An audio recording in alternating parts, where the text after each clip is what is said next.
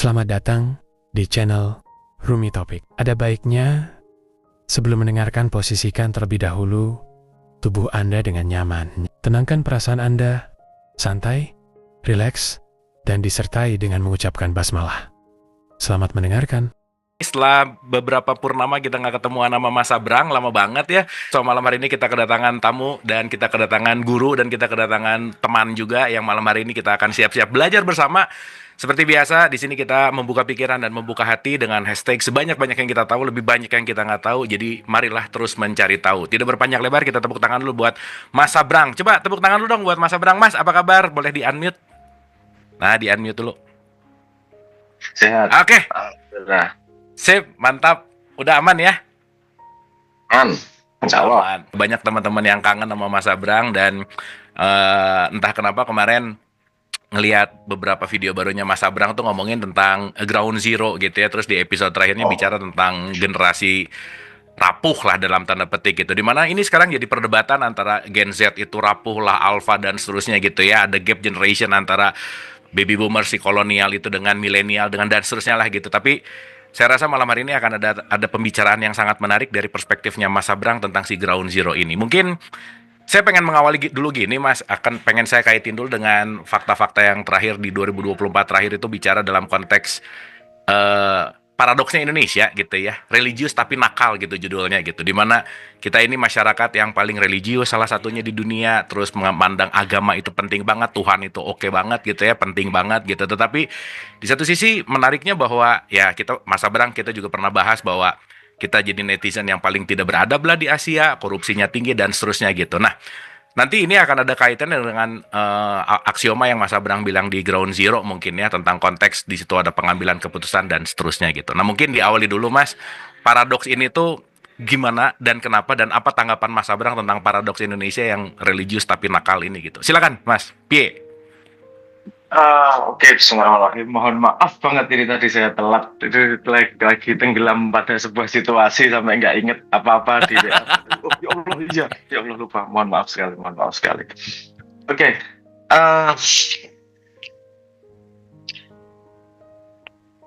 Mungkin tadi menanggapi tentang apa paradoks Indonesia itu, ini sebenarnya dari sudut pandang ground zero ya. Ground zero itu dibikin teman-teman, idenya teman-teman, terus saya ngikutin aja. Ground zero adalah mencoba melihat sesuatu dari paling akarnya ini seperti apa sih sebenarnya.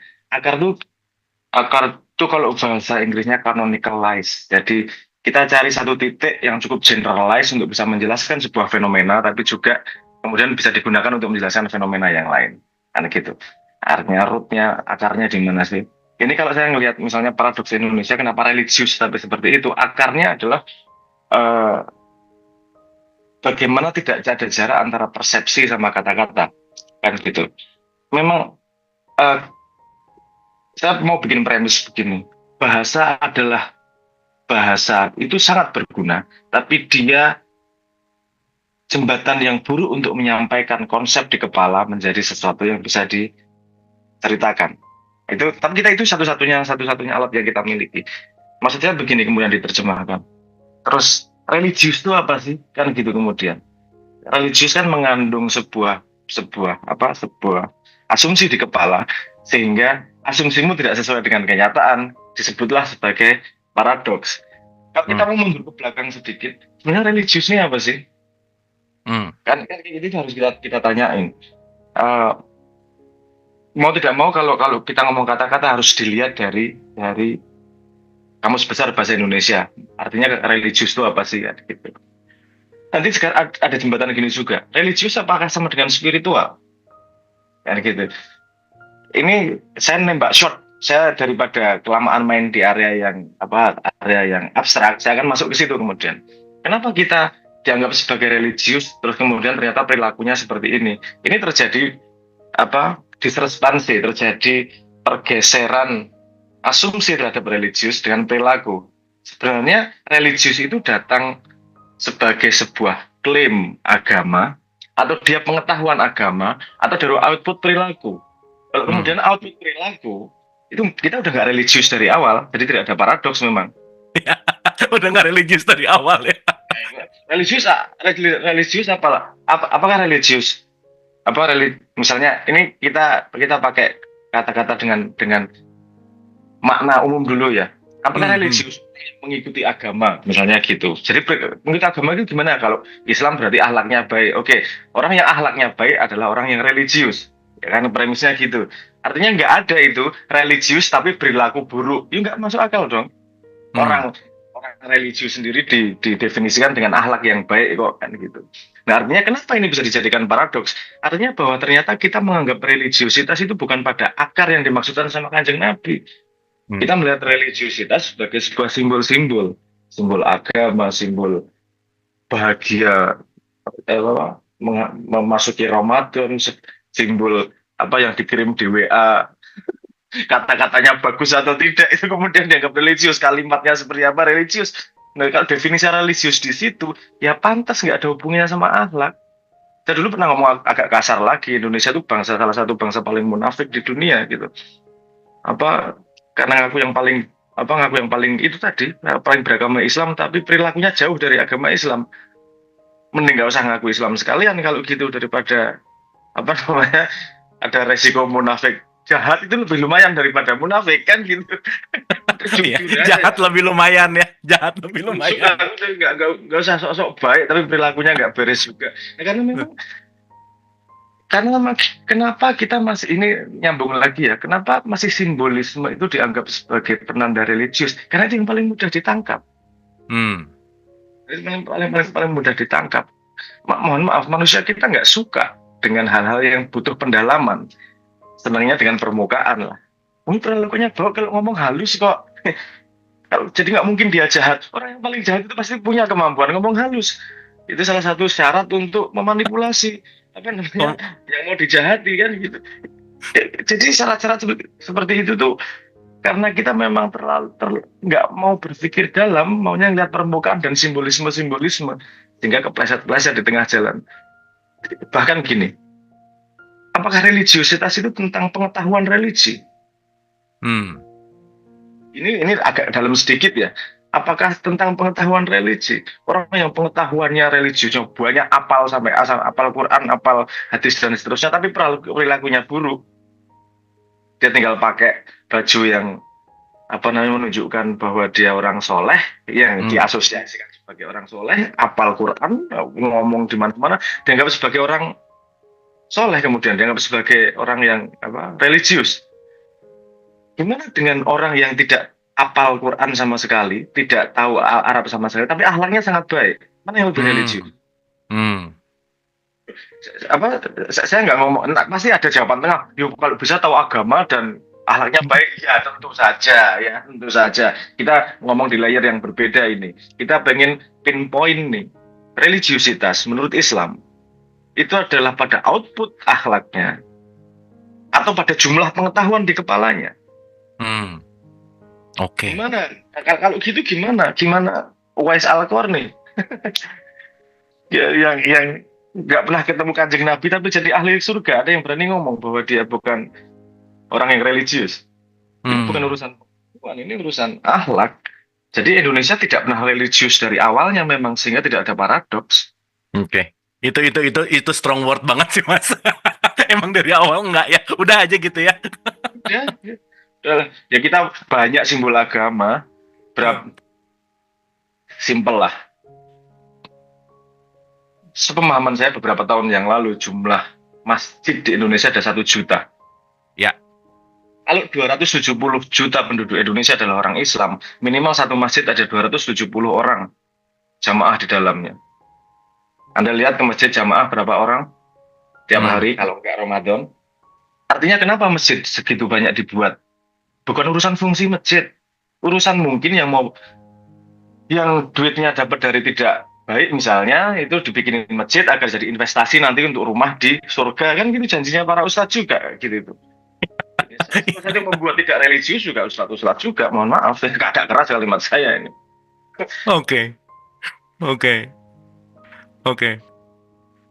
Nah, ini kan berkaitan ya Mas Abrang ya. Mau nggak mau saya tuh banyak banget nonton pengajaran Mas Abrang bahwa kita selalu terlahir dalam nilai gitu Mas. Kita selalu mengambil nilai kan.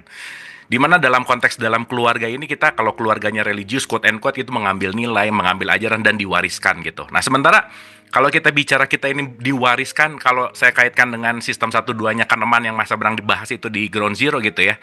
Yang satu tuh otomatis banget dan dia melakukan semua karena otomatisasi, yang kedua itu sadar gitu. Dimana ya sholat otomatis, puasa otomatis gitu, semuanya tuh automatically yang akhirnya jadi subconscious mind yang bekerja, tapi tanpa sebuah kesadaran akhirnya ya akhlaknya nggak, dalam tanda petik nggak tumbuh lah gitu. Nah gimana sih Mas untuk kita breaking gitu ya supaya next generation ini juga dalam konteks kalau tadi bicara tidak religius dari awal tapi menghadirkan kesadaran ini juga untuk tumbuh bahwa ya konteksnya kembali kepada akhlak gitu di tengah carut marut ini gitu. Gimana tuh Mas Abrang? Ini menurut saya satu jawaban yang akan sangat relevan untuk banyak hal, tidak urusan agama tapi urusan AI juga nanti bagi menghadapi masa depannya. Hmm. Sekolah itu 50% dari yang dibutuhkan, karena yang di situ yang dilatih adalah mengetahui ilmu tapi tidak dilatih bertanya. Padahal di situ kuntinya. Why? Untuk tadi itu misalnya agar sholat tidak hanya kebiasaan tapi juga deliberasi, sengaja memang sholat. Tanyain dong why. Kenapa aku harus sholat? Di Ground Zero saya jelas ngomong, kamu gak harus ngelakuin apa-apa kok di dunia. Betul.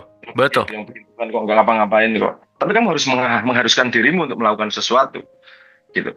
Nah, artinya kita harus tahu why kita melakukan sesuatu. Sholat tiap hari kalau dimulai dari pemahaman why, itu mungkin akan jadi kebiasaan. Tapi dia berangkat dari why loh. Itu sama sekali berbeda. Tiap sholatnya sudah berbeda sama sekali daripada yang hanya mengikuti tanpa tahu why-nya. Tentu saja akan ada yang ngomong gini, tapi kan lumayan daripada nggak sama sekali. Iya, lumayan daripada kita mau naik upgrade nih. Ini anak SMP bukan anak SD lagi. Anak SD yang penting sholat nggak apa-apa, tapi kan ya kita pengen naik kelas nih. Kemampuan untuk why, kemampuan untuk bertanya. Karena kalau di sekolahan pertanyaan itu selalu disediakan oleh guru, selalu disediakan buku. Jadi kita tidak terbiasa membangun pertanyaan. Padahal dalam hidup yang paling penting itu adalah pertanyaan. Tidak ada inovasi tanpa ada pertanyaan. Tidak ada cara berpikir baru tanpa ada pertanyaan. Rethinking everything. Sementara kita masih agak terbawa, walaupun sekarang Gen Z asik nih. Maksudnya mereka terpapar oleh informasi yang lebih, jadi why-nya sering keluar. Tapi kalau saya kecil dulu why dikit sama Ustadz kan bisa keprok buku gitu. Sama Mas, sama, benar. Bang, kenapa? Nggak usah tanya, lakukan saja. Benar. Skill yang very important why itu. 50% dari menjawab masalah adalah bertanya kenapa. Memberi pertanyaannya. Orang yang mampu memformulasi pertanyaan itu otaknya udah siap berarti untuk menerima ilmunya. Nah, sekolah tidak menyediakan skill untuk bertanya. Terus kalau Indonesia nggak banyak inovator ya jangan kaget orang nggak bertanya kok pertanyaannya disediakan oleh orang lain, dia tidak biasa tanyakan dalam hidupnya seperti apa. Itu juga dengan semua ibadah. Nggak mungkin dong Tuhan ngasih mewajibkan puasa, mewajibkan sholat dan seterusnya tanpa ada sebabnya. Why? Nggak penting jawabannya benar atau salah, karena jawabannya akan berkembang terus. Kamu sekarang punya jawaban, oke, kamu mau melakukan. Besok masa gitu doang terus sampai Tuhan tidak kurang membuat dunia untuk memberi 1000 jawaban terhadap satu pertanyaan. Itu tinggal otaknya mau menggali sedalam apa. Tapi kemampuan untuk bertanya itu very very very very important. Dengan ini ada cari quote-nya, ada yang ngomong gini kalau nggak salah. Ini not exact lah. Those who knows why can bear anyhow. Nietzsche. Ini Nietzsche ya. Terus siapa yang tahu kenapa dia harus melakukan, dia bisa menanggung semua apa yang harus dia lakukan. Why-nya itu yang kita dalami selalu what sama how, jarang masuk ke why. Anak kecil naturally nanya loh. Itu dibunuh oleh sekolah sendiri. Oke. Jadi emang sistem pendidikan kita tuh ke why-nya enggak gitu Mas? Bukan kita, seluruh dunia. Oh, oke. Semuanya. Basisnya Bavaria kan gitu. Basisnya Bavaria pendidikan bukan untuk menumbuhkan 100% menumbuhkan manusianya, tapi untuk membuat manusia yang produktif, yang cukup pandai untuk mengikuti perintah tapi tidak cukup pandai untuk melawan atasan. Kan targetnya di situ. tidak pandai untuk melawan atasan. Justru didesain untuk nurut gitu ya kira-kira ya. Ya cukup pandai itu ngikutin perintah. Kalau nggak cukup pandai nggak bisa diperintah nanti. Tapi jangan pinter-pinter nanti kamu ngelawan sama atasanmu. Ya emang desainnya dari awal. Nah, temanku sih bilang kalau di sini jangan pinter-pinter amat lah, nggak kepake gitu. Kamu harus pura-pura bego dikit gitu baru kepake gitu Mas. Ada benernya. Tapi untuk bisa pura-pura bego itu harus pinter loh, jangan salah. Bener, pura-pura bego harus. Tapi Mas ya, ini sebelum kita masuk agak lebih dalam ya, entah kenapa tuh kalau aku misalnya lagi bikin satu session, diskusi apa dan lain-lain, ada tuh celetukan tuh banyak gitu. Oh itu sih pakai pemikiran kamu gitu. Jangan pakai pemikiran logika sendiri dong, pemikiran harus menggunakan sanad lah, harus menggunakan apa macam-macam gitu ya kalau dalam ranah teologis gitu. Habis itu belum, wah ini sih sekarang udah mulai masuk ke ranah-ranah liberal nih gitu ya. Jadi ada pemikiran-pemikiran yang liberate gitu lah kira-kira. Nah, berarti kan yang tadi kita bicarakan bahwa ya difokuskan sehingga nggak pernah bicara dalam konteks pertumbuhan dengan pemikirannya sendiri. Dan mungkin ini karena efek disuapin terus dengan pemikiran orang dan kita menghidupi pikiran orang. Gimana tuh tanggapannya Mas Abrang? Apa yang ngomong terlalu liberal itu berarti belum baca kasanah Islam sendiri itu. Oke. Kurang liberal apa abad pertengahan, Ibnu Mas'ud, Ibnu Arabi. Yang jangan yang populer aja dibaca semua itu. Itu liberal ngeri itu. Apa namanya? Sebetulnya saya nyebutnya mungkin istilahnya Cambrian explosion ya. Bagaimana eksplosi dari para pemikir-pemikir Islam mencoba menata, memahami dan seterusnya. Itu top banget itu. Artinya kalau kamu ngomong, kamu jangan mikir liberal, belum pernah baca betapa liberalnya Ibnu Arabi melawan keadaan saat itu. Ibnu Mas'ud nabrak. Itu sangat liberal.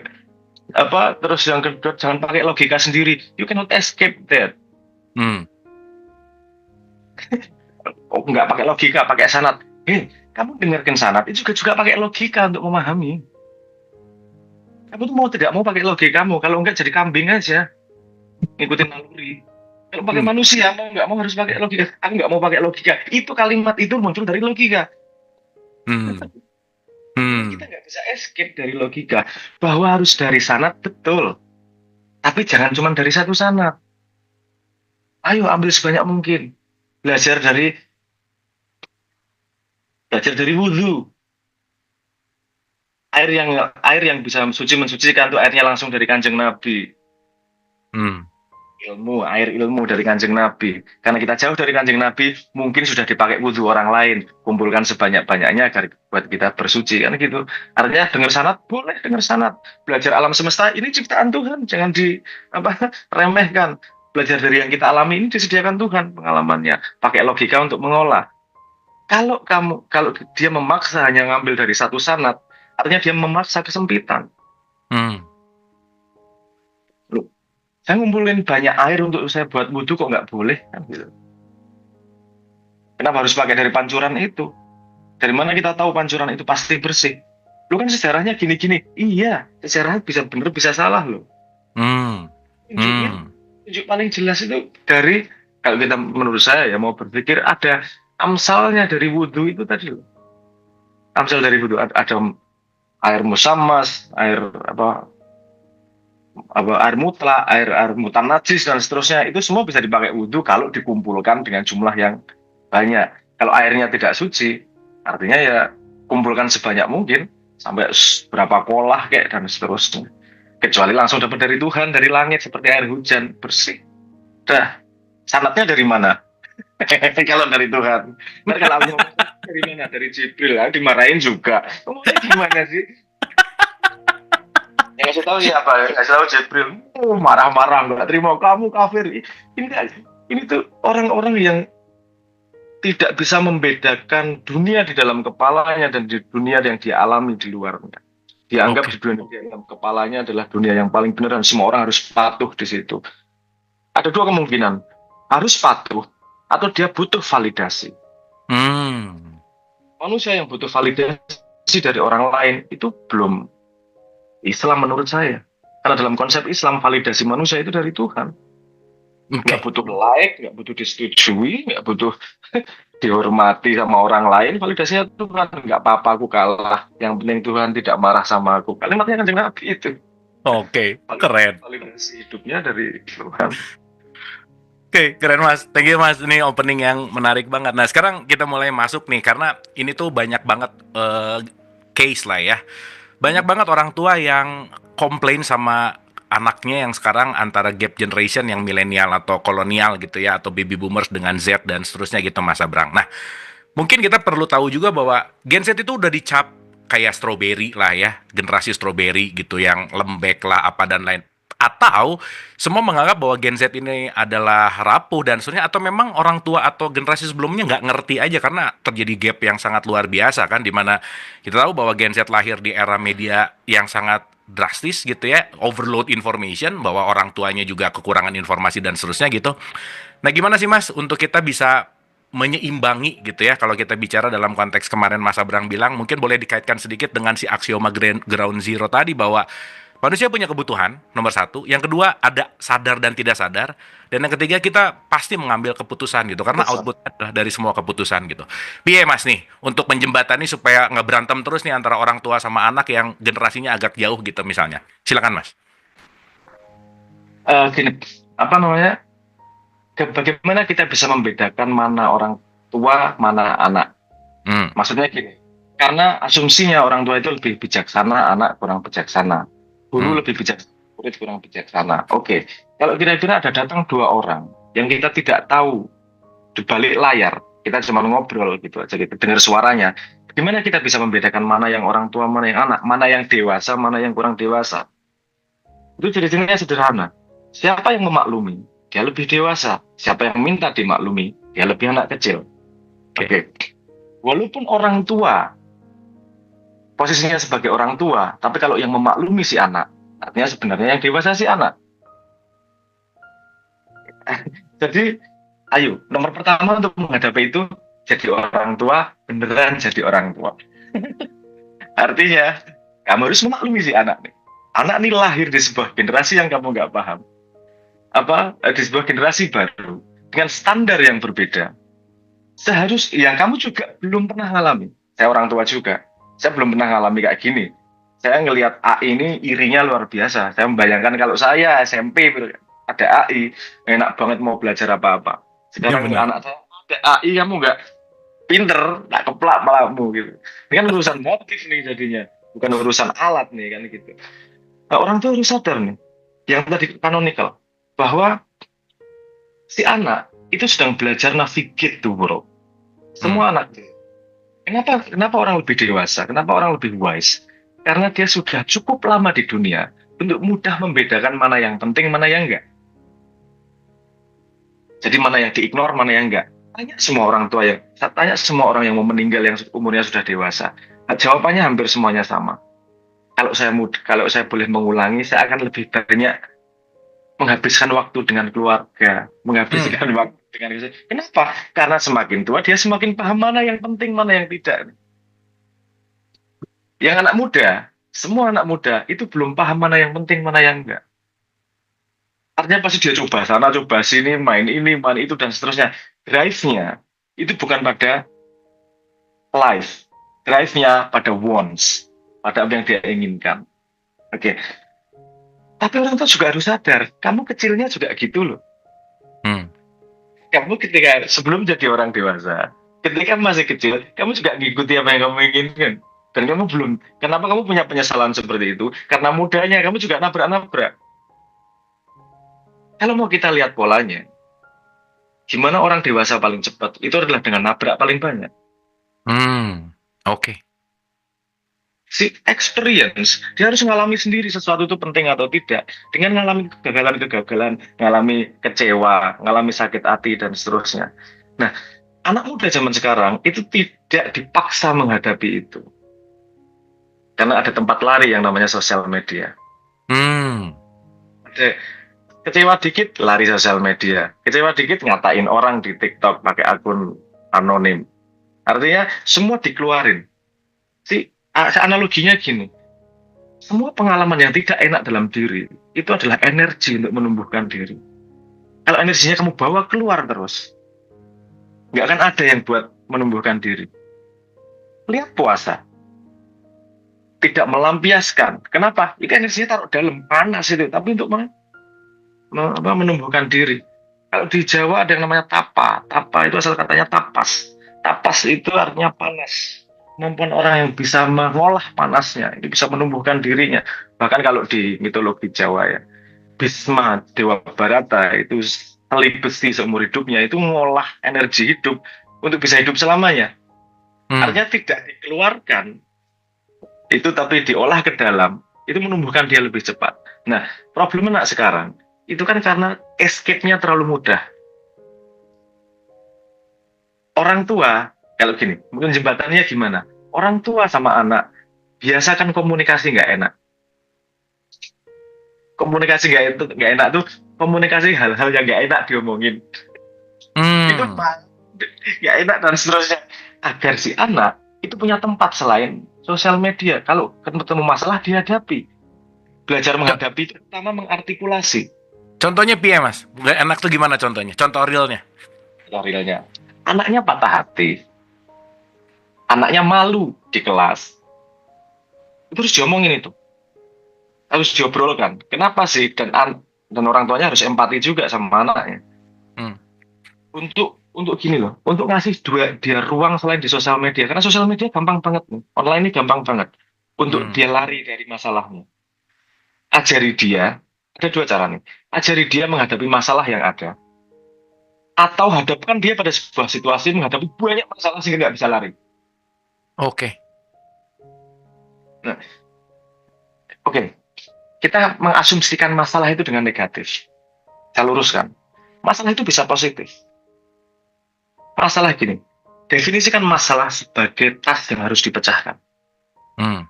Karena dalam hidup, kamu dari tua, dari lahir sampai mati, decision itu gunanya buat apa sih?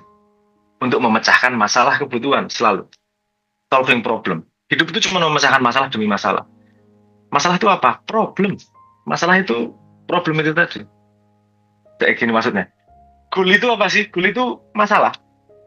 Biasakan si anak punya goal. Goal yang 1 hari, 2 hari, 3 hari itu masalah buat dia. Sekarang kan masalah dibuat artificial di sekolah. Masalah dibuat dengan palsu. Masalah ujian, masalah ulangan harian. Itu kan masalah yang nggak kepake dalam hidup. Benar. Nggak ada kamu ketemu di apa namanya, terus pilihan ganda, kamu mau apa? Masalah hutang terus pakai pilihan ganda, enggak. Kamu harus kreatif gitu. Iya. Harus kreatif tuh. Itu masalah pilihan apa? Masalah ujian di sekolah ini itu masalah artifisial yang dibuat hanya untuk ngetes pengetahuan. Tapi coba gini, ini sudah kita implementasikan beberapa tahun di sekolah salam ya Pak Dr. Raharjo. Itu jadi si anak itu tidak, pelajarannya cuma 3, membaca, menghitung, dan menulis. That's it. Setelah itu hadapkan dia pada masalah. Masalahnya apa? Goal yang kamu inginkan. Contoh nih, ada si anak nih, anaknya agak autis, dia nggak bisa diem. Ditanyain, kamu pengen apa? Aku senang sepeda, belajar bikin sepeda, belajar oprek sepeda. Oke, dibawa ke bengkel. Dah, mediatornya nemenin selama 6 bulan. Dia belajar matematika, dia belajar sudut, dia belajar hitung-hitungan, dia membaca manual. Ilmu itu datang karena dia pengen memecahkan masalah. Setelah dia selesai, ngisruh lagi di sekolah, dikasih PR. Ini ada sungai kecil nggak ada jembatannya ya? Bikin jembatan dong yang kuat. Dia nyoba sampai 10 kali. Pakai ponton, pakai kayu, kayak whatever. Tapi perjalanan menghadapi, memecahkan masalah itu, ilmunya banyak banget yang ditangkap. Oke. Artinya, si anak dan masalah itu, saya pengen share sedikit nih. Kebiasaan memecahkan masalah itu seperti muscle, seperti otot. Kalau dia dari kecil terbiasa memecahkan masalah, dia akan jadi orang yang reliable. Oke. Dia akan jadi orang yang bisa diandalkan, karena ketika dititipi amanah, dia akan menyelesaikannya. Dan semua pekerjaan di dunia ini, kuncinya cuma itu kok, orangnya. Amanah, kalau kamu tak kasih pekerjaan, selesai enggak? Kalau kamu tak kasih tugas, selesai enggak? Anak yang dari kecil dilatih seperti itu, dia akan menjadi anak yang bisa diandalkan. Bisa kalau di keluarga ada banyak anak, coba pasti perhatikan, pasti ada satu anak yang diserahi masalah daripada yang lain kalau orang tuanya ada masalah. Nggak harus anak pertama. bisa anak kedua, anak ketiga. Kenapa? Karena dia yang paling bisa diandalkan di situ. Hmm. Nah, kenapa nggak buat semua anaknya seperti itu? Artinya hadapkan masalah yang tidak bisa dia, masalah dalam tanda petik ya, goal yang dia tidak bisa lari darinya. Sorry, seharusnya saya kembalikan, tapi agak pendek sedikit, nambahi. Masalah tidak harus dalam tanda petik, masalah goal itu tadi, itu tidak harus ditentukan oleh orang tua. Orang tua bisa melihat anaknya pengen apa. Contoh misalnya, anak saya senang main Roblox. Saya kasih waktu bermain dan saya challenge terus gitu aja mainnya. Ini serunya gimana ya? Serunya dia saya ajak tidak hanya dari sudut pandang pemain, tapi sudut pandang what if kalau kamu jadi pembuatnya pengen seperti apa? Sekarang anaknya pengen belajar coding karena pengen belajar, pengen bikin Roblox, pengen bikin game Roblox. Itu tercapai atau enggak? Terserah. Tapi Jadi jadi melampaui user sekarang pengen jadi kreator gitu lah kira-kira. Iya betul. Karena dia udah merasa bosen dengan kok gini-gini aja sih, aku punya imajinasi sendiri loh. Seharusnya gini loh. Itu yang tak hidupin terus. Seharusnya gini loh. Mau bikin kan gitu. Ini bisa gini loh. Coba kalau gini. Kita kasih opsi-opsi terus untuk agar dia mau ke situ. Ini yang gede ini sama saya sama soal TikTok itu debat terus. Ngapain sih TikTok? Loh, dia udah ngelis, saya belajar piano, ini barusan ini, saya belajar piano pakai TikTok, saya belajar matematika pakai TikTok, saya belajar ini pakai TikTok, lihat nilaiku aku ya, oke, nggak bisa nih, karena nggak bisa nyetop nih, karena dia sudah counter dari awal nih. Punya argumen, dia bisa main piano, matematikanya nilainya juga bagus, dia ngomongnya belajar dari TikTok, aku oke. Kalau itu dipakai positif ya udah gimana lagi. Jadi yang bisa saya lakukan adalah jembatannya adalah melatih si anak untuk solve problem, real problem, whatever problem yang dia pengen pecahkan. Oke. Itu sih awalnya. Oke, nah Mas gini Mas, ini juga banyak perspektif ya bahwa Gen Z sekarang tuh lemah dalam tanda petik ya. Dikit-dikit nggak cocok resign, dikit-dikit nggak oke berhenti, dikit-dikit jadi generasi bosenan lah, dan orang tua sekarang tuh pusing gitu menghadapi itu gitu, dan selalu membandingkan dulu ya di era ibu ini tuh wah macam-macam lah. Gimana tuh Mas? Iya itu choice apa seperti tadi tuh, kita ada berpikir secara otomatis, ada berpikir secara sadar logis ya. Dan otomatis. Kebetulan si anak ini, untuk orang tua perlu tahu, si anak itu dari kecil itu dibangun kebiasaan berpikir otomatisnya bahwa dia bisa banyak pilihan yang bisa diambil dalam itu. Nonton film terserah dia, nonton lagu terserah lagu apa, kapan, mau ngapa-ngapain itu terserah dia semuanya. Choice-nya itu sangat dominan di dia. Zaman kita kecil dulu choice nggak dominan. Mau dengerin lagu di radio itu tergantung nyetel apa. Mau nonton acara itu nunggu di TV disetel. Artinya kita lebih manut pada situasi daripada choice. Sehingga ketika di pekerjaan pada sebuah situasi kita lebih banyak manutnya. Oke, ini memang kesulitan yang harus dihadapi ini. Gen Z itu terbiasa banyak choice. Hidupnya nggak bisa dipaksa memang. Jadi kalau dipaksa pakai standar orang tua untuk ngontrol Gen Z dalam tanda petik, nggak akan jalan. Karena dia punya banyak pilihan yang lain. Dan sebagai generasi muda, berpikirnya belum panjang. Aku pindah kerjaan ya gampang lah. Ntar nggak dapat kerjaan, gitu juga masih ada. Pikir nanti aja kan gitu. Karena berpikir pendek, terbiasa sosial media dan terbiasa teknologi yang menyediakan pilihan yang sangat banyak buat dia. Sekarang kalau dulu itu bisa dikontrol, dipres karena tidak terlatih mengimplementasikan pilihannya. Sekarang anak-anak Gen Z itu bawah sadarnya itu terlatih memilih. Jadi jawabannya bikin pilihan yang menarik buat dia, agar dia jalan sendiri ke situ. Nah ini kemudian tugas orang tua untuk membangun si anak, dia tertarik pada pilihan apa. Kalau misalnya dari anak dari kecil tertarik pada challenge itu maksudnya gini, oke, kamu main Mobile Legends, bikin target, jadi challenge. Kamu main Roblox, bikin target, itu jadi challenge. Sehingga dia punya framework challenge di kepalanya. Jadi ketika menghadapi kesulitan di tempat kerja, dia punya framework yang lain untuk menghadapi. Ini bukan kesusahan, ini challenge kok ini. Hadapi ini challenge-nya. Jadinya fun. anak saya yang pertama dulu, saya tanam challenge terus kayak gitu karena dia misalnya malas sekolah. Ya, saya udah tahu ceritanya, Panda. Udah tahu mau ngapain, gurunya males ngapain sekolah. Ya, saya ngasih challenge. Di Hmm. sekolah itu bukan itu. Apa banyak yang kamu nggak tahu? Emang kamu tahu temanmu ngupil berapa kali sehari? Yuk nggak tahu lah, Panda. Ya, gue challenge. Berapa kali ngupil? Iya ya, bener ya. Iya bener ya. Berangkat dia. Setelah di sana lupa juga dia ngitung. tapi tapi drive-nya jelas challenge. Jadi Hmm. anak-anak muda tuh senang di challenge. Ini Oh. naluriah itu, naluriah apa namanya? Naluriah pertumbuhan manusia.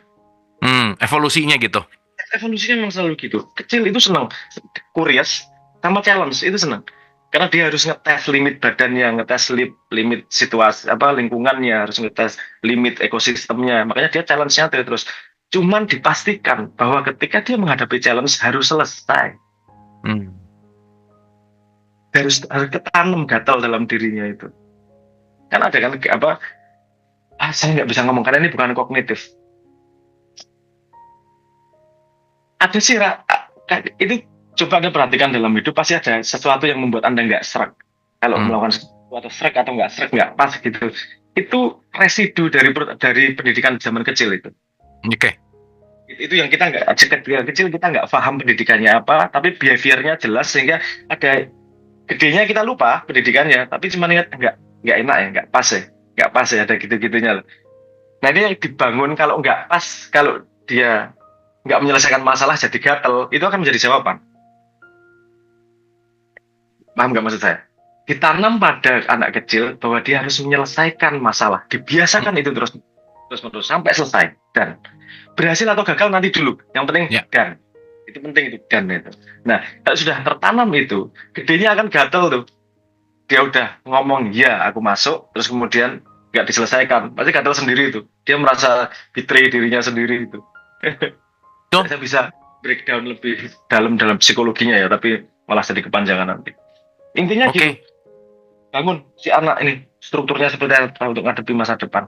Kalau kuncinya itu tadi, latih otot menyelesaikan masalah. Itu akan useful dimanapun. Oke. Nextnya mungkin ini pertanyaan yang paling banyak juga sih dari orang tua Mas Abrang. Karena Mas Abrang kan juga kita pernah ngobrol ya waktu itu panjang lebar tentang AI gitu. Orang tua ini merasa bahwa AI ini akan menjadi suatu apa ya, disaster gitu Mas Abrang. Khawatir gitu. Aduh nanti anaknya kehilangan pekerjaan gara-gara AI lah. Kreativitasnya nggak tumbuh gara-gara AI lah. Apalagi ya kalau kita bicara mungkin tolong dikaitkan nanti, kita tahu bahwa masyarakat kita itu kan IQ-nya juga 78,4 gitu ya, dan kaitannya dengan itu juga bagaimana penggunaan pasti berdampak kepada society gitu, dengan konteks si apa namanya, konsensus intelijennya gitu. Nah, boleh nggak sih Mas Abrang ngasih gambaran ke orang tua ini yang punya anaknya Gen Z yang dimana mungkin tiap hari udah ber-engagement sama chat GPT-nya tinggi banget gitu ya. Gimana sih sebenarnya keadaan AI per sekarang ini dalam kehidupan kita sebagai manusia gitu Mas? Silakan. Ini apa namanya? Mau jawaban yang menenangkan hati atau jawaban yang benar-benarnya? Yang tidak menenangkan Mas itu lebih baik. Saya kemarin ditanyain gitu juga soalnya. Pas Ramadan kemarin ada tema minta agar hatinya tenang menghadapi keadaan AI ini. Saya bilang jangan tenang, harus khawatir, harus waspada. Belum pernah ada keadaan di dunia. Ini salah satu, saya baru baca komentar salah satu ahli ekonom dunia. Dia mengatakan belum pernah ada zaman di mana hampir semua orang khawatir tentang ekonomi masa depan. Artinya semakin banyak orang paham, dan saya sudah teriak-teriak dari 2-3 tahun yang lalu AI ini. Ini bakal dangerous, akan banyak pergeseran yang terjadi. Shift-nya akan segede listrik. Sebelum ada listrik lihat bedanya. Sebelum ada AI dan AI lihat berapa bedanya. Oke, dalam shift itu pasti dalam shift pergeseran itu pasti ada yang tertinggal, pasti ada yang ikut, pasti. Yang kita kenapa kita harus khawatir? Bukan khawatir ya, saya nggak senang kalau khawatir. Kenapa kita harus antisipatif? Walaupun itu datang dari kekhawatiran, datang dari ketakutan, tapi harus dimajukan satu langkah lagi agar jadi action yang antisipatif. Itu karena jangan sampai anak kita menjadi bagian yang tertinggal. Oke. Kalau bisa dia ikut, gitu. Gimana caranya ikut? Apakah kreativitas akan habis dengan AI? Ini problemnya. Ini agak itu ya. Saya akan coba, belum yakin ya. Akan coba ngomong tidak terlalu cepat. Karena ini agak, agak apa namanya, detail ini. Gini. Tadi ada hubungannya antara ketidakmampuan kita membuat pertanyaan dan mencari jawaban. Problemnya kenapa AI sangat berbahaya sekarang, apalagi untuk Indonesia. Karena dia sudah mampu menyediakan pertanyaan, menyediakan jawaban. Sementara orangnya tidak bisa menyediakan pertanyaan. Dan kita dididik tidak untuk bertanya lagi ya? Tidak untuk bertanya, itu yang bikin masalah. Oke. Kalau orang-orang kerja di sekolah, kalau orang-orang kerja di kantor, itu apa sih yang dia kerjakan? Itu dari pertanyaan yang diberikan oleh bosnya. Oke. Kalau pertanyaan diberikan oleh bosnya, bisa dijawab AI, kenapa harus pakai Anda? Oke. Benar. AI ini mesin untuk menjawab dengan cara manusia yang belum pernah ada sebelumnya. Makanya ini sangat-sangat mengerikan. Orang yang di tengah ini, ya kalau mau bekerja, kamu harus mampu menyediakan pertanyaan yang tidak bisa disediakan oleh bosmu. Sehingga kamu berharga. Bahwa jawabannya dipakai AI nggak masalah. Jawabannya dibantu sama AI nggak masalah. Problemnya itu bukan AI-nya. Problemnya karena manusia Indonesia tidak terlatih untuk bertanya. Kita terlatih untuk komen dan mencibir. Benar. Kalau mencibir cepet banget tuh. Dari meme sampai hashtag itu challenge yang... Itu prestasi kita kali ya Mas ya? Tapi itu juga eskapisme, itu hangatnya di Indonesia itu juga itu sebenarnya. Saya nggak ngomong soal itu hangat. Betul. Di Indonesia itu. Karena semua bisa diejekin tuh, itu hangat, itu jadi semua jadi tidak terlalu serius gitu tuh. Tapi jangan kebanyakan juga, hal-hal serius juga. Dihadapi beneran gitu. Artinya kalau sama AI gimana? Kan pakai kunci itu tadi, biasakan memecahkan masalah. Artinya ini yang akan terjadi nih. Ini akan terjadi. Saya urut. Kenapa kita perlu sekolah? Gini prosesnya. Sekolah itu mengumpulkan ilmu. Agar apa? Agar kita punya modal. Modal untuk apa? Untuk memecahkan masalah. Kenapa kamu bisa memecahkan masalah? Agar kamu bisa berguna dalam sebuah kelompok. Entah itu kelompok masyarakat, entah itu kelompok perusahaan, entah itu kelompok partai, entah itu kelompok ormas, whatever. Tapi karena kamu punya ilmu, satu langkah, mengumpulkan modal, bisa memecahkan masalah, bisa diletakkan di tempat tertentu untuk memecahkan masalah yang kamu pelajari. Oke. Tapi itu serial. Apa yang disediakan oleh AI yang bisa mengubah semuanya? Lihat kekurangan dari serial ini. Karena kamu tidak tahu apa masalah yang harus kamu pecahkan, kamu belajar semuanya. Jadi itu yang disebut sebagai in-case learning. Belajar dengan spesifik gitu. Bukan. In-case itu kalau berguna. Oke. Kita belajar matematika, sejarah. Oke. Ya kalau bahasanya Mas Sabar ngumpulin kunci dulu, nunggu pintunya kapan-kapan gitu lah kira-kira ya. Itu belajar siapa tahu berguna. Oke. Itu bagus tapi tidak efektif. Anyway, yang ingat berapa persen sih? Yang dipakai di masa depan berapa persen sih? Tanya semua orang tua. Dari pelajaran sekolahnya, berapa persen yang dia pakai untuk memecahkan masalah sekarang? Orang memecahkan masalah, apa namanya? Nggak bisa kok. Karena nggak ada pelajaran di sekolah. Kan gitu. Oke, coba pakai pola ini tadi. Kuncinya adalah memecahkan masalah loh, endingnya ini tadi. Jangan lupa, endingnya adalah memecahkan masalah. Sekarang dibalik. Ini dibalik. Ini yang dilakukan oleh Russell Ackoff. Ini dibalik. Yang pertama diberikan adalah memecahkan masalah. Apa masalahnya dulu? Oke. Sama seperti yang saya omongin tadi. Ada masalah.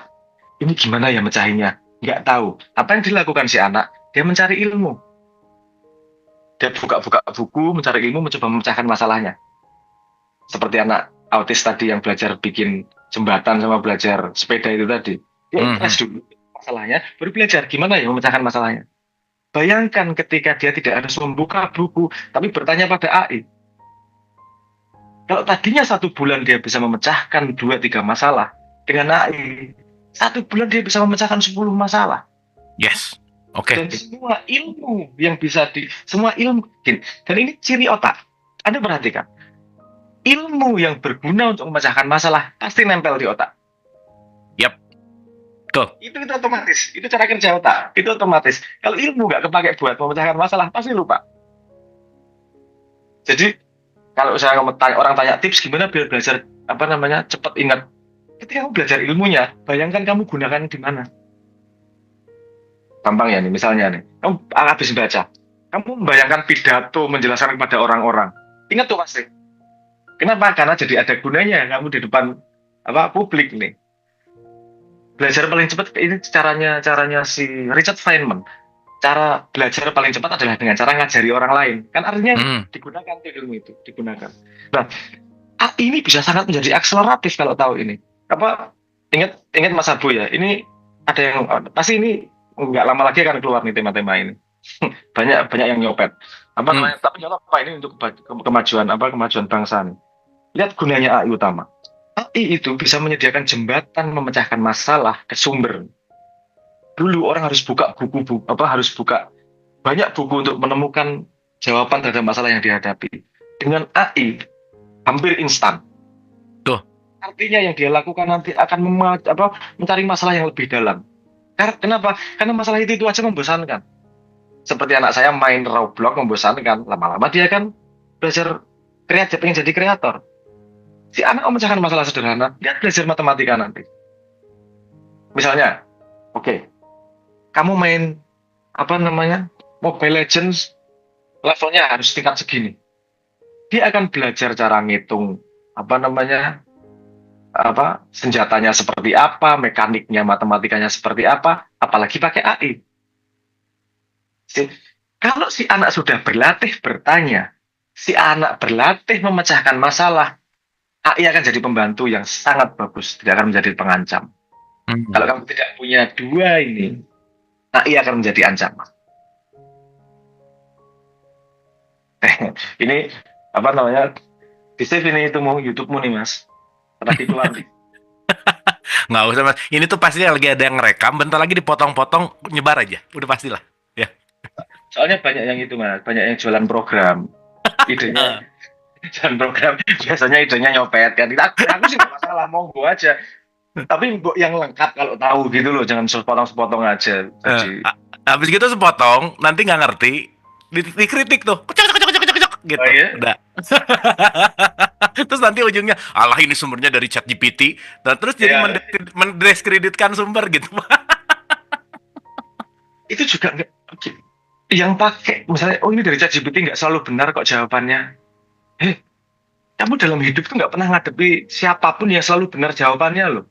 Jangan ngeritik ChatGPT. Kamu tanya gurumu belum tentu benar jawabannya. Kamu tanya profesor aja itu juga belum tentu benar jawabannya. Ada yang ngomong kalau bukan profesor tidak ahli.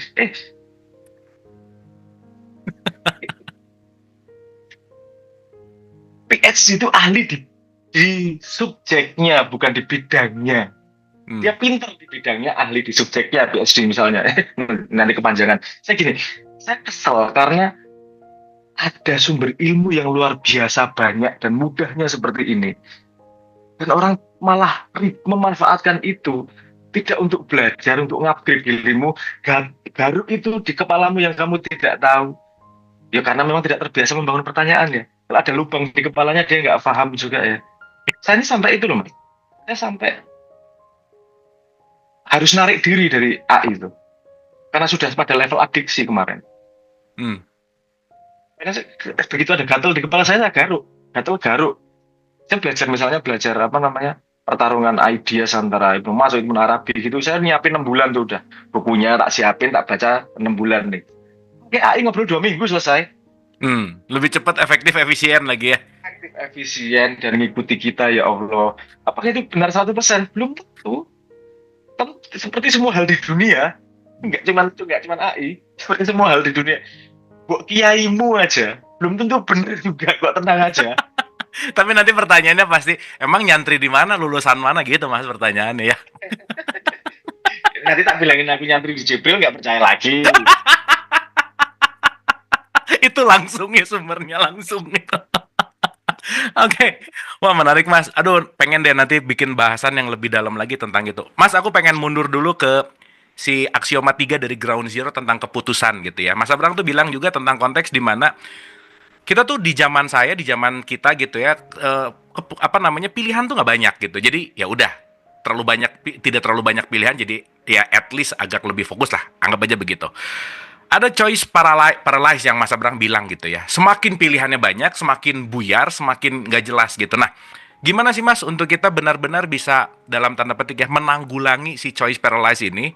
Semakin banyak pilihan, semakin sibuk, semakin nggak ngapa-ngapain, justru semakin nggak tumbuh gitu. Piye Mas? Iya. Choice paralysis. Apa nah? Choice paralysis itu terjadi karena kita tidak punya objektif. Oke. Karena kita tidak punya goal, tidak punya tujuan, tidak punya mimpi. Semua pilihan jadi kelihatan sama. Hmm. Kalau kita punya mimpi, kita punya goal, kita punya tujuan, itu pilihannya akan kelihatan mana yang paling baik, mana yang buruk. Ambil 3 paling atas, selesai. Hmm. Syaratnya kita punya goal, punya tujuan. Kalau nggak bisa bikin goal, nggak punya imajinasi bikin bikin mimpi, sudah disediakan agama yang namanya surga dan neraka.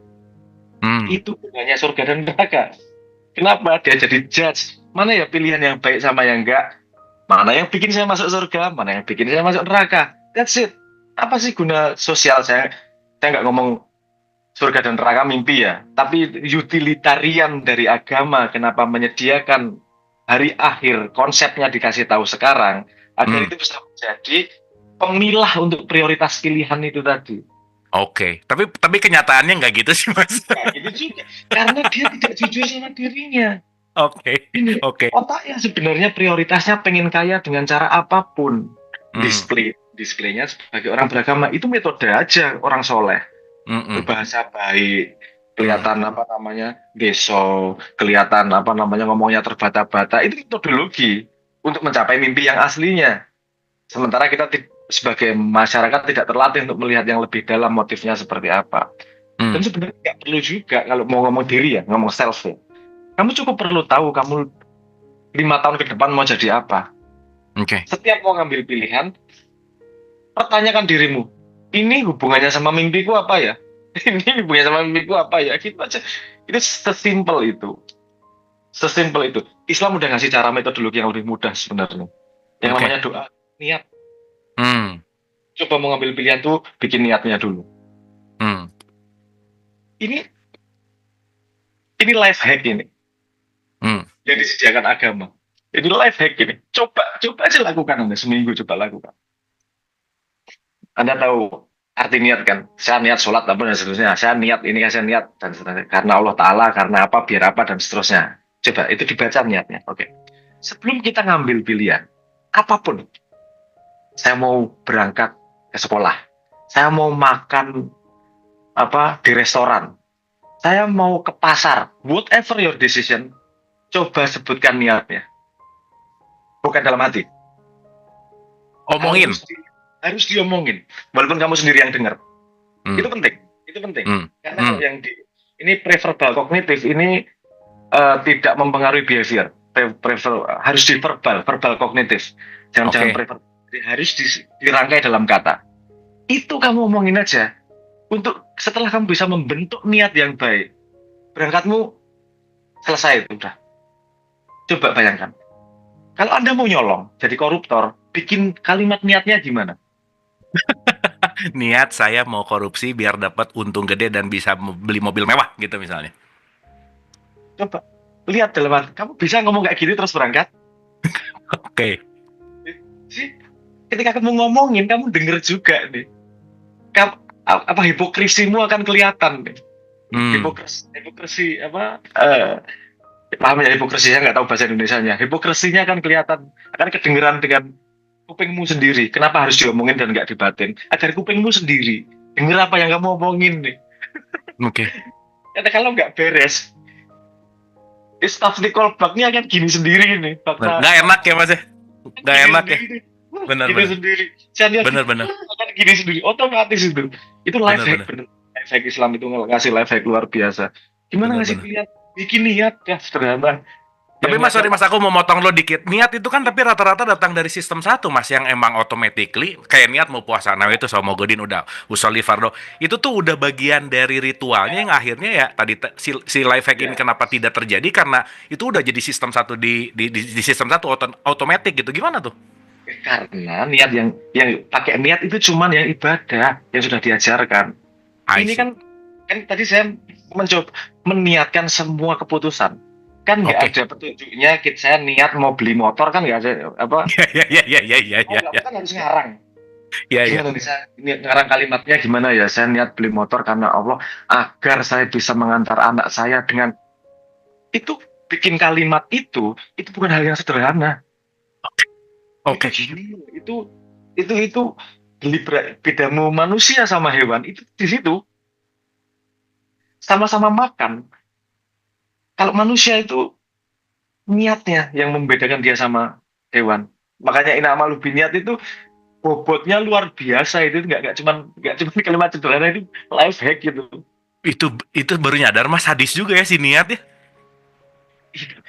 Itu tuh life hack yang untuk itu hampir hampir banyak banget masalah modern ini bisa dipecahkan sama itu kok dengan kebiasaan itu kok dilafalkan niatnya saat niat mau aduh otaknya belum bulat nih artinya kamu belum understand betul apa yang mau kamu lakukan. Oke. Semua orang yang udah bisa merangkai niatnya itu dia sudah punya modal faham dan pasti kalau orang Islam nggak ngikutin Tuhan di situ. Hmm. Aku nggak bisa mengekspresikan seberapa gedenya life hacknya dengan niat itu loh. Mau Oke. masuk Islam aja pakai syahadat kok kurang petunjuk gimana sih? Ikrar Hmm. kan itu Hmm. niat ikrar itu. Betapa pentingnya ikrar yang didengarkan telinga itu. Hmm. Hmm. Life hack luar biasa. Jadi itu tadi kalau ngadepin anak Gen Z itu dengan begitu cepatnya keputusan yang harus diambil, dirim sedikit, dibiasakan sebelum ngapa-ngapain baca niat, ngarang sendiri niatmu. Itu udah membantu juga itu untuk ngerem choice paralysis itu tadi. Oke. Oke. Nah sekarang berarti kan mau nggak mau ya Mas ya, nggak bisa dong menuntut anak yang soleh gitu misalnya. Dan sekarang ini banyak pertanyaan, masalahnya ada tiga Mas. Ngomongin tentang anak durhaka gitu, ini anak durhaka yang nggak bisa nurut lah dan seterusnya gitu ya. Padahal kan nurut itu gimana gitu, orang tua yang seperti apa juga gitu. Bahkan kalau kita ngomongin dalam konteks Ibrahim, Ibrahim nggak nurut sama bapaknya juga, apakah Ibrahim durhaka gitu kira-kira. Ini menarik nih. Nah sekarang gimana untuk melakukan synchronize Mas Abrang dalam konteks ini nih dengan peradaban apa zaman teknologi yang cepat sekali gitu ya. Belum kita punya teologis mindset yang mungkin udah tertanam gitu ya sebagai subconscious mind kita. Dan sekarang banyak banget orang tua yang bilang, aduh anakku tuh ini nggak bisa lagi ditakut-takutin kalau disuruh sholat ketika ditanya, kamu sholat loh ya, kalau nggak nanti masuk neraka. Pertanyaannya, emang neraka di mana mah? Nah gitu-gitu tuh membuat resah gitu Mas Abrang. Gimana Mas Abrang sebagai orang tua mungkin dari pengalaman subjektif ataupun secara umum, gimana sih synchronize orang tua sekarang untuk yang punya anak-anak Gen Z atau Alpha ini supaya bisa balance gitu Mas? Bie. Rumusku itu sederhana. Kalau aku pribadi ya, gini, sebelum ngomong rumus, kok anak-anak nggak nurut sama aku? Pertanyaan pertama, refleksif. Kamu pantas nggak dinurutin? Kan ya, itu sederhana. Emang harus batas apa dinurutin? Kalau anaknya bilang saya lebih nurut kanjeng Nabi daripada jenengan, gimana terusan orang tuanya? Iya iya iya. Mari kita reaffirm, kita dudukkan lagi posisi orang tua sama anak. Hmm. Anak itu titipan Tuhan untuk orang tua, dititipkan sama Tuhan. Apakah kamu punya full control terhadap dia? No, yang buat Tuhan. Oke. Kamu dekat sama dia, terus kamu bisa ngajarin. Kalau kamu ngajarin anakmu, kenapa? Karena kamu yang lahirin. No, itu Tuhan itu yang kontrol. Jadi kenapa kok kamu punya hak mau ngajarin ke dia? Cuman karena pengalamanmu lebih banyak. Tapi bukan berarti pengalamanmu itu akan dialami anakmu loh. Dan zamanmu bukan berarti di zaman anakmu. Oke, apakah yang tadi itu nakut-nakutin anak? Gimana kamu pengen membuat anak baik dengan cara deception? Kalau kamu nggak tahu kenyataan tentang surga neraka, ngomong aja nggak tahu sama si anak. Yuk kita cari bareng-bareng. Hmm. Ya, apa sih yang ditangkap si anak? Yang ditangkap, kalau kamu udah bohongin kayak gitu dari awal, jangan lupa anak nangkep loh. Yang kita bilang tadi dari awal. Yang dia tangkap it's okay untuk berbohong. Kalau jujur, sama-sama nggak tahu, oh anaknya akan nangkep, itu jujur itu jauh lebih penting. Ya artinya, menurut saya gini, si orang tua pun nggak tahu apa yang diajarkan ke anaknya kok.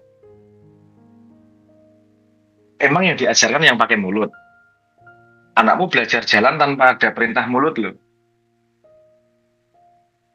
Artinya si anak belajar sendiri tidak tahu dari yang mana. Untuk orang tua ngajari si anak, jadilah representasi dari ideal yang kepengen kamu ajarkan. Oke. Karena si anak akan menangkap keutuhanmu, bukan kalimatmu aja. Manusia itu belajar pertama bukan dari kata-kata. Kata-kata itu setelah dia paham bahasa. Pertama tuh ya dari mengalami sendiri, seperti jalan, ngeluarin suara, itu belajar dari pengalaman sendiri. Yang kedua dari ngamati, mengikuti. Setelah itu dia bisa mengikuti bahasa, dia belajar bahasa, baru dia paham belajar pakai abstraksi yang namanya bahasa. Artinya yang paling mendasar itu adalah dia mengamati sama dia mengalami sendiri. Jadi kalau si orang tua bertanya, kenapa si anak tidak lagi mendengar kalimatku? Coba perhatikan perilakumu. Mungkin ada perilakumu yang tidak konsisten dengan kalimatmu sehingga dia tidak lagi mendengar kalimatnya. Ada gitu juga kasus-kasusnya. Mungkin orang tua perlu menyadari itu, bahwa si anak itu belajar dari contoh lebih besar daripada belajar dari kalimat. Kalimat itu sangat sedikit belajarnya. Oke. Kecuali orang tuanya tricky ya. Tricky gimana maksudnya? Kalau saya emang trik sama anak saya. Anak pertama sama anak kedua saya kan tipenya berbeda. Jadi saya tanam Pavlovian yang berbeda. Kalau anak kedua itu memang emosinya naik turun. Kalau turun banget ini dan naik dari kecil udah kelihatan emosinya range-nya gede nih. Ini standarnya di atas biasa, artinya perilaku sehari-harinya ceria, tapi kalau drop banget nih. Oke, dari kecil saya tanam Pavlovian untuk ngadepin gitu. Artinya Pavlovian tuh gini, kebiasaan. Jadi dari kecil itu kalau bermain dan main kitik-kitik sama dia yang menghasilkan tertawa, saya pasti menyanyikan sebuah lagu. Lagu anak kecil. Kamu dari mana gitu dan seterusnya itulah. Jadi ketika dia down, itu saya nyanyi lagu itu selesai, naik tuh dia. Karena yang merasa dirinya itu ingatan bahagia itu semua. anchor-nya ada di situ aja ya. Anchor-nya ada di situ, ditanam di situ. Oke. Kalau yang gede itu saya tanam bahwa kalimat saya itu benar. Artinya gini, dia naik jendela gitu terus awas lo jatuh, karena saya tunggu jatuhnya. Nanti saya tangkep. Licin awas lo kepleset, saya tunggu sampai kepleset beneran. Itu lama-lama sekarang kalau saya ngomong, oh iya nanti pasti terjadi nih pandai kalau ngomong. Oke. Itu trik, maksudnya dalam tanda petik. Ditanam dari kecil. Ini saya harus tanam gitu. Makanya ada beberapa yang tidak bisa saya ceritakan saya tanam untuk dia menghadapi pria-pria ketika dia dideketin itu udah saya tanam macam-macam itu agar safe. Si anak. Oke. Wah ini nanti kita harus bahas lebih dalam, lebih spesifik lah ya untuk parenting gitu. 2 pertanyaan terakhir mungkin Mas, mungkin ada next meeting atau pekerjaan berikutnya. Mungkin ini 2 pertanyaan terakhir. Tadi Mas bilang tentang next gitu ya, tentang kamu 5 tahun ke depan tahu harus apa gitu. Pertanyaan nomor 1, subjektif aja. Gimana sih Mas Abrang menentukan saya 5 tahun ke depan mau ngapain dan keistiqomahannya tuh startnya dari mana sih? Gimana membuat tetap istiqomah untuk ke 5 years, next 5 years tuh saya goalsnya ke situ. Kan Mas Abrang bilang bahwa biarin si goals itu yang marahin kita gitu. Karena kita bukan harus, tidak ada yang mengharuskan kita, tetapi ketika kita memang mengharuskan diri kita akan achieve gitu. Piye Mas? Mungkin ini yang saya detailnya belum ceritakan. Jangan mulai dari 5 tahun, itu salah. 5 tahun itu terlalu jauh. Mulai dari goal yang bisa diselesaikan hari itu juga. Same day goal, itu 101. Kalau mau gali lebih lanjut, ini konsepnya saya menyandarkan ini pada konsepnya Jack Elliot, punya requisite organization. Dia menganalisis manusia dari organisasi. Tapi insight-nya bisa saya ambil. Intinya otot untuk memecahkan masalah itu tadi. Itu dan dia harus bikin goal. Goal kan jadi masalah kan itu. Hmm. Goal kan masalah itu, apa hakimnya itu kan masalah. Mulai dari 1 hari ngasih pekerjaan si anak itu, yang hari itu selesai, jangan dibawa tidur sampai dia lancar. Baru kemudian 3 hari, baru kemudian goal yang dibawa 1 minggu. Ini ada refleksinya di pekerjaan. Coba Anda lihat. Satpam itu 1 hari selesai. Hmm. Cleaning service itu 1 hari selesai. Manager itu laporannya 3 bulanan. Level CEO itu yang 5 tahunan. Level CEO internasional itu bisa sampai 25 tahunan. Itu stratum yang berbeda-beda. Goalnya bisa sampai 25 tahunan. Nah, ini tidak semua orang bisa ke 5 tahun. 5 tahun itu stratum 5. Itu cukup tinggi itu. Oke. Cukup tinggi. Jadi mulai dari yang 1 hari. 1 hari itu juga selesai. Hari itu sudah selesai. Kalau itu sudah tajam, bikin yang 3 hari. Oh, kamu gini 3 hari selesai. Misalnya gini, kalau yang 3 bulan nanam cambah misalnya, atau nanam cabai, itu 3 bulanan tuh. Sampai cabainya berbuah, goalnya itu 3 bulan. Orang tuanya harus kreatif nih, mencari apa yang bisa diselesaikan 1 hari. Kalau Anda Gen Z, cari yang bisa Anda selesaikan sehari, itu sudah stabil, bisa Anda selesaikan 3 hari, itu stabil, seminggu itu stabil, sebulan itu stabil, 3 bulan. Karena gini, karena semakin lama goal, stresnya semakin ke bawah terus. Nah, kemampuan manusia memecahkan masalah sebesar apa? Itu adalah kemampuan dia menampung stres dalam jangka waktu yang panjang. Itu berhubungan langsung. Kemampuan dia menampung stres dan kemampuan dia memecahkan besar masalah. Itu berhubungan langsung. Makanya tadi rekomendasinya, ayo latih. Dan dari harian dulu. Mohon maaf, mungkin di videoku salah kalau ngomong 5 tahunan. Itu harus ada stepnya, memang. Jangan langsung 5 tahun. Kalau 5 tahun pasti lupa. Belum tentu stratum Anda sampai di situ. Karena stratum juga tumbuh. Semakin dia dilatih dari kecil, dia semakin bisa peak. Peaknya tuh aneh kok. Peaknya tuh justru umur 85-an peak. Oke. Thank you, Mas. Ini menarik ya. Saya banyak banget poin-poin yang nanti mudah-mudahan Mas Abrang punya banyak waktu juga untuk kita dalemin satu-satu gitu, Mas. Karena AI ini nggak tahu kenapa, Mas, jadi lagi hype banget gitu, pertanyaan-pertanyaan tentang ini tuh, wah, lagi luar biasa lah. Oke, teman-teman, ini udah 2123 juga, mungkin last question sebelum nanti final statement gitu. Ini pertanyaan iseng aja sih, Mas. Ginilah pertanyaannya, sederhana gini. Kalau Mas Abrang diberi tanggung jawab untuk mengubah arah bangsa ke lebih baik gitu, start pertama, goals atau langkah pertama apa yang akan Mas Abrang lakukan untuk membuat lebih baik gitu? Membangun trust ekosistem. Membangun trust infrastructure. Negara itu kumpulan manusia. Syarat nomor 1 adalah satu sama yang lain punya fondasi kepercayaan. Konsep negara kita, fondasi kepercayaannya adalah hukum seharusnya. Tapi ketika hukum bisa dipermainkan, kita udah nggak punya yang namanya fondasi kepercayaan. Siapapun pemimpinnya, siapapun yang megang, itu yang lain akan ada yang nggak percaya. Karena kita tidak punya trust infrastructure itu.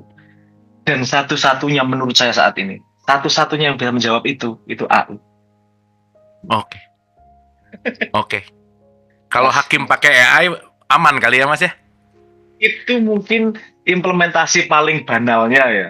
Dan itu pasti menghadapi banyak kontroversi juga. Ini mungkin untuk menjelaskan ini butuh waktu yang agak panjang ya.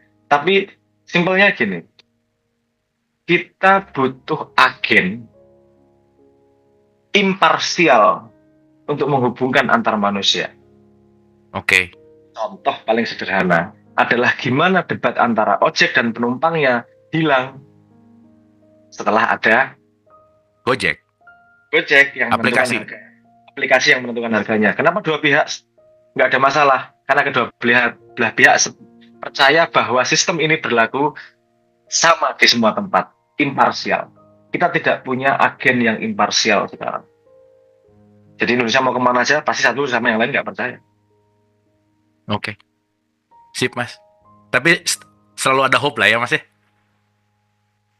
Ada nggak ada, hidup jalan terus ya. Jadi hope itu bukan untuk hope itu gini, saya mending balik ini aja. Those who knows why can bear anyhow. Ya ini how ini. Ya. Dia tahu kenapa why-nya, ya udah tahu. Oke Mas. Ya udahlah ya, mau gimana lagi ya. Jadi gimana? Ada pilihan lain kok. Kalau mau lari atau mati, udah, lari keluar negara atau keluar bumi atau keluar hidup. Keluar yang mana? Tapi kan sekarang kabur aja dulu katanya Mas. Ya gimana ya? Itu nggak bisa disalahkan. Nggak bisa disalahkan. Iya. Nggak bisa disalahkan. Itu mungkin mungkin itu keputusan logis untuk beberapa orang. Tapi kan saya mikirnya gini, tidak semua orang punya pilihan itu. Yes. Oke. Gimana kamu mau pergi meninggalkan jempol, meninggalkan yo. Ini kalimatnya Kanjeng Nabi loh. Satu kaum itu seperti yang kalau satu merasakan, yang lain merasakan.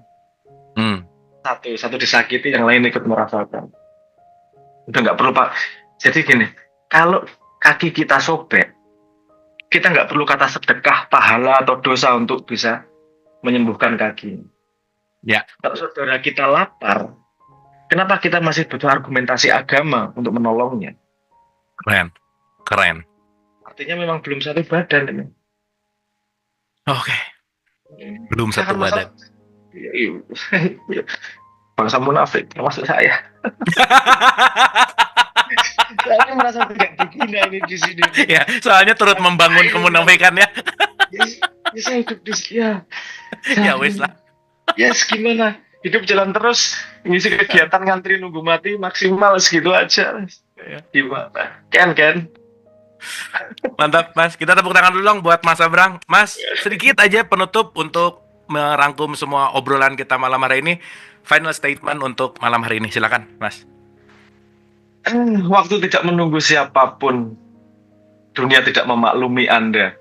Anda bukan siapa-siapa termasuk saya di dunia. Yuk, nikmati hidup, adaptasi, tetap tersenyum, tapi masa depan, karena anyway nanti kita juga mati semua tuh. Ayo isi kegiatan dengan menyenangkan. Oke, thank you Mas Abrang. Sekali lagi kita tepuk tangan buat Mas Abrang. Mas, jangan bosan-bosan ya kalau nanti kita ngobrol-ngobrol lagi. Kalau ke Jakarta kabarin, pokoknya nanti kalau aku ke Jogja juga berkabar. Anyway, Mbak Nun mau ngeluarin buku katanya ya? Sepertinya gitu kalau jadi. Ya, kita lihat, kita tunggu. Saya belum kabar terakhirnya gimana. Ya, kemarin aku ada yang ngontak untuk ngobrol tentang bukunya. Semoga sukses lah. Salam buat semua Mas Abrang, sehat-sehat semua. Terima kasih. Oke, teman-teman, terima kasih. Semoga nutrisi malam hari ini kita dapat banyak ya. Apa yang disampaikan Mas Abrang tuh daging semua ya. Semuanya konteksnya kita kunyah pelan-pelan, kita icip-icip, dan yang paling terpenting, semoga kita tidak jadi yang obesitas pengetahuan, tapi ya betul tadi banyak pengetahuan tapi tidak dilakukan dalam konteks aplikasi yang otentik keseharian dan tidak terlatih dan tidak dilatih ya nothing gitu. Jadi semoga malam hari ini kita dapat pengetahuannya, tapi mari kita refleksikan untuk menjadi perilaku dan akhlak yang lebih baik. Dan mungkin di era yang serba cepat ini, di mana keputusan tidak hadir dalam sebuah konteks bukan hanya dari kecepatan kita merespon atau reaktif gitu ya, tapi ya balik lagi dalam konteks tadi kita reaktif dan responsif, ya semoga kita jauh bisa lebih responsif dan mengambil dalam keadaan sadar dan tetap bangun dan tetap sadar. Terima kasih teman-teman, semoga sehat selalu, keep happy dan love you all. Anda telah menonton video ini hingga di penghujung video. Semoga video ini bermanfaat untuk Anda, serta dapat menjadikan diri Anda lebih baik dari hari kemarin. Nantikan video kami selanjutnya. Terima kasih.